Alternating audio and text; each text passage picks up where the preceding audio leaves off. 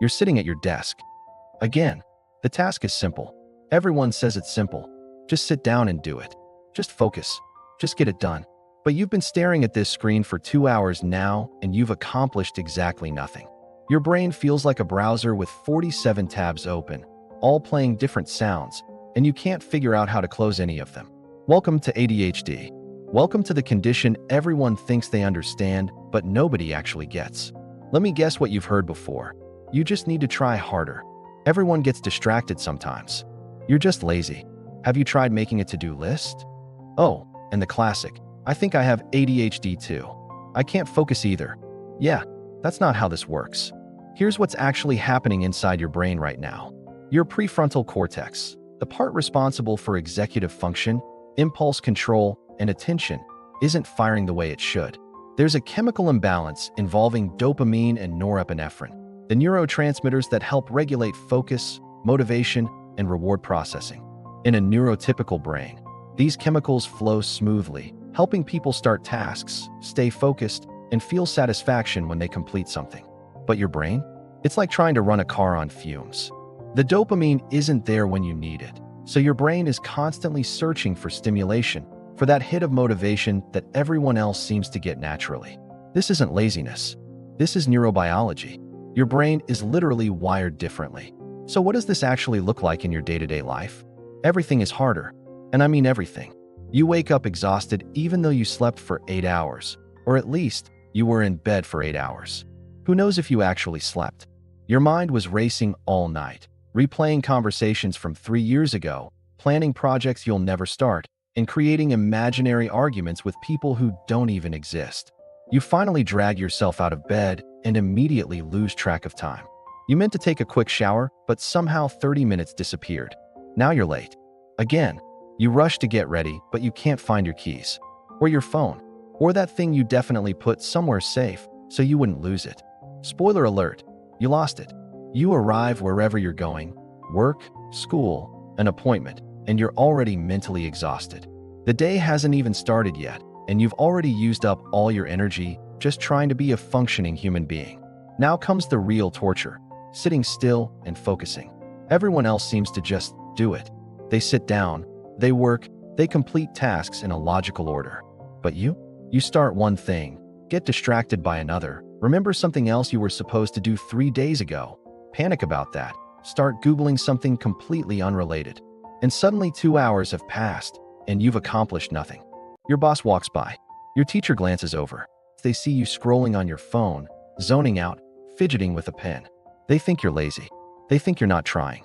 They have no idea that your brain is screaming at you to focus, that you want to do the work, but it's like trying to grab smoke with your bare hands. And the worst part? You internalize it. You start believing them. Maybe I'm just lazy. Maybe I'm just making excuses.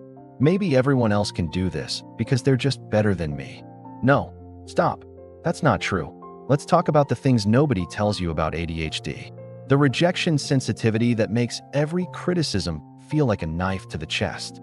The time blindness that makes you either absurdly early or devastatingly late with no in-between. The decision paralysis that turns simple choices into hour-long existential crises. The hyperfocus that makes you forget to eat, drink, or use the bathroom for 6 hours straight when you finally find something interesting. Oh, you thought ADHD meant you can't focus on anything? Wrong. You can focus, but only on things your brain decides are interesting. And you have zero control over what that will be. Need to finish that important work project? Your brain says no. Want to reorganize your entire closet at 2 a.m.? Your brain says absolutely yes, let's do this right now. People see the hyperfocus and say, see, you can focus when you want to. As if wanting has anything to do with it. As if you're just choosing to fail at the important stuff. In relationships? Good luck. You forget important dates. You interrupt people constantly. Not because you don't care, but because if you don't say the thought right now, it'll disappear forever.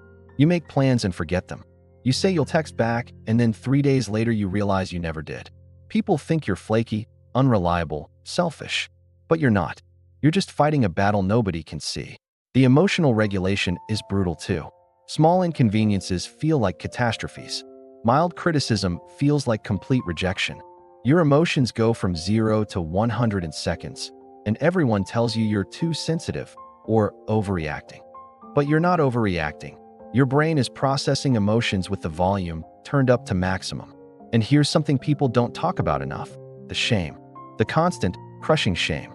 You've missed so many deadlines, forgotten so many appointments, let down so many people.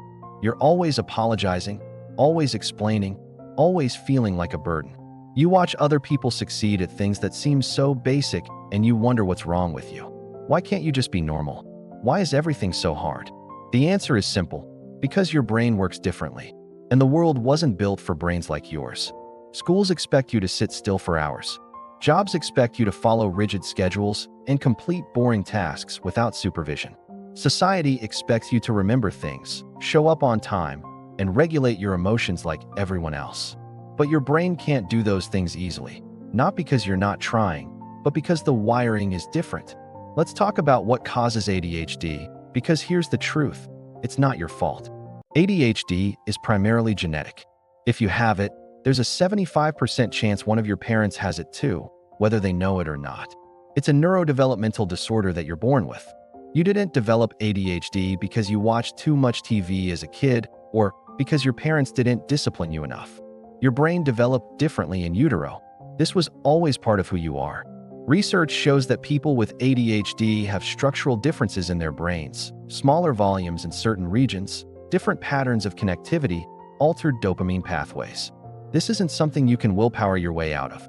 You can't just focus harder your way to a neurotypical brain. Sure, environmental factors can make symptoms worse: stress, lack of sleep, poor nutrition, too much screen time, but they didn't cause your ADHD. You could have had the perfect childhood, the most supportive parents, the healthiest lifestyle, and you'd still have ADHD. You didn't choose this. You're not lazy. You're not stupid. You're not broken. Your brain just works differently. And in a world designed for neurotypical people, that makes everything 10 times harder. Every single day is an uphill battle, and most people will never understand just how exhausting it is to live in a brain that wouldn't cooperate with you. So the next time someone tells you to just try harder or just focus, remember this: you're already trying harder than they could ever imagine.